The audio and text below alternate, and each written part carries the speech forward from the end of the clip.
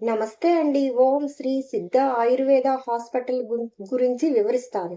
కేరళలోని కొట్టాయంకి 20 కిలోమీటర్ల దూరంలో ఉన్న వయ్యాల అనే గ్రామంలో ఉంటుంది. కొట్టాయం రైల్వే స్టేషన్ నుండి వయ్యాల హాస్పిటల్కి వెళ్ళటానికి 1 గంట టైం పడుతుంది. ఆటో మరియు ఊబర్ సౌకర్యం అందుబాటులో ఉంది. దీనిని దగ్గరగా ఉన్న ఎయిర్పోర్ట్ కొచ్చి ప్రముఖమైన ఆయుర్వేద చికిత్సలు పంచకర్మ, శిరోధార చాలా బాగా చేస్తారు. ఈ హాస్పిటల్లో ముఖ్యంగా asthma, eczema, psoriasis, migraine, spondylitis, cervical, lumbar, heart diseases, heart blocks, arthritis, rheumatoid arthritis, దీర్ఘకాల అనారోగ్య సమస్యలకు శాశ్వత పరిష్కారం చూపిస్తారు. ప్రస్తుత ఆధునిక జీవన శైలిలో ప్రజలు ఎదుర్కొంటున్న gas trouble, IBS, IBD, ulcerative colitis మొదలైన వ్యాధులకు అద్భుతమైన చికిత్స అందిస్తున్నారు. క్రోన్ డిసీజెస్, వెరికోల్స్ డిసీజెస్ కు కూడా చికిత్స చేస్తున్నారు. కేరళ పంచకర్మ ట్రీట్మెంట్ కొంచెం ఖర్చు ఎక్కువగానే ఉంటుంది. మన ఆరోగ్య సమస్యలను తాత్కాలికంగా కాకుండా సమూలంగా నిర్మూలిస్తారు. మనం డాక్టర్ గారిని సంప్రదిస్తే మన ఆరోగ్య సమస్య బట్టి ఎన్ని రోజులు హాస్పిటల్లో ఉండి చికిత్స తీసుకోవాలో చెబుతారు. ట్రీట్మెంట్ వారం రోజులు, 10 రోజులు, 15 రోజులు, 20 రోజులు, 28 రోజులు ఉంటాయి. తరువాత మన ఆరోగ్య పరిస్థితిని బట్టి 3 నెలలు, 6 నెలలు, సంవత్సరము మందులు వాడవలసి ఉంటుంది. డాక్టర్ గారు వారి తాత ముత్తాతల నుండి వస్తున్న వంశం పారపర్యంగా వస్తున్న ఆయుర్వేద వైద్య విధానాన్ని అనుసరించి చికిత్స అందిస్తారు. చాలా ఓపికతో, సహనంతో వైద్యం చేస్తున్నారు. చికిత్స తీసుకునే వారు కూడా ఎంతో సహనంగా వారికి సహకరించాలి. హాస్పిటల్ ఎన్విరాన్మెంట్ కూడా చాలా బాగుంది. అక్కడ డాక్టర్స్ కి తెలుగు లాంగ్వేజ్ రాదు. మలయాళము వారి మాతృభాష. ఇంగ్లీషు, హిందీలో మన ప్రాబ్లం చెప్తే అర్థమవుతుంది. వెళ్ళిన వారికి ఇంగ్లీషు, హిందీ వస్తే బాగుంటుంది. భోజనం వాళ్లే పెడతారు.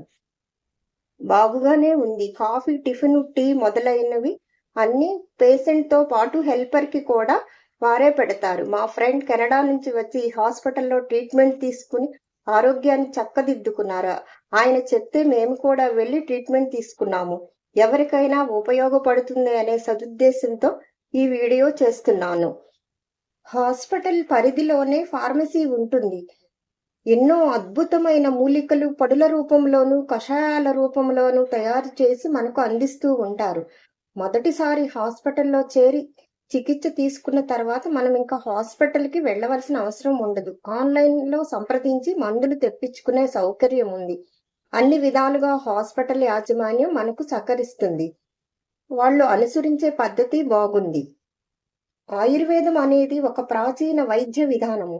ఇది ఆరోగ్యము మరియు శ్రేయస్సును ప్రోత్సహించటానికి సమగ్ర విధానాన్ని ఉపయోగిస్తుంది.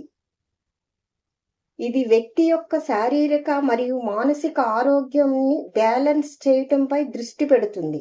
ఆహారము, జీవన శైలి మరియు మూలిక చికిత్సల ద్వారా చికిత్స అందిస్తుంది. ఆయుర్వేదంలో వివిధ మూలికలు వివిధ వ్యాధులకు చికిత్స చేయటానికి ఉపయోగించబడతాయి. ఉదాహరణకు తులసి, అశ్వగంధ మరియు ఉసిరి వంటి మూలికలు ఆరోగ్యానికి మేలు చేయటానికి ఉపయోగించబడతాయి. ఆయుర్వేద చికిత్సా ప్రణాళికలలో అనేక విలువైన ఔషధ మొక్కలు ఉన్నాయి. సుశ్రుత సంహిత గ్రంథములో వివరించారు. ఇది క్రీస్తు పూర్వము 6వ శతాబ్దములోనిది. దీనిలో 700 ఔషధ మొక్కల గురించి వివరించారు. ఇప్పుడు ఆ మొక్కల గురించి అన్వేషించి శాస్త్రజ్ఞులు పరిశోధనలు జరుపుతున్నారు. మన ప్రాచీన భారతదేశంలో ఒకప్పుడు ఎంతో అమూల్యమైన విజ్ఞానము ఉండేది. విదేశీయుల దండయాత్రల వల్ల మన యొక్క అజాగ్రత్త వలన ఎంతో విలువైన విజ్ఞానము నాశనము అయింది. ముఖ్యముగా ఆయుర్వేదానికి సంబంధించిన ఎన్నో విలువైన పుస్తకాలు, చేతివ్రాతలు, తాళపత్ర గ్రంథాలు కనపడకుండా పోయినాయి. వాటిల్లో చాలా అద్భుతమైన రోగ నివారణ ప్రక్రియలు, వివరణలు ఉన్నాయి. ఆయుర్వేద వైద్య విధానాన్ని 3 రచయితలు చాలా బాగా రచించినారు. వారి పేర్లు చరక, సుశ్రుత మరియు వాగ్బా. వారికి శతకోటి నమస్కారాలు. ఆరోగ్యమే మహాభాగ్యము. నా వీడియోస్ కనుక నచ్చితే సబ్స్క్రైబ్ చేసి, కామెంట్ చేసి, షేర్ చేయండి.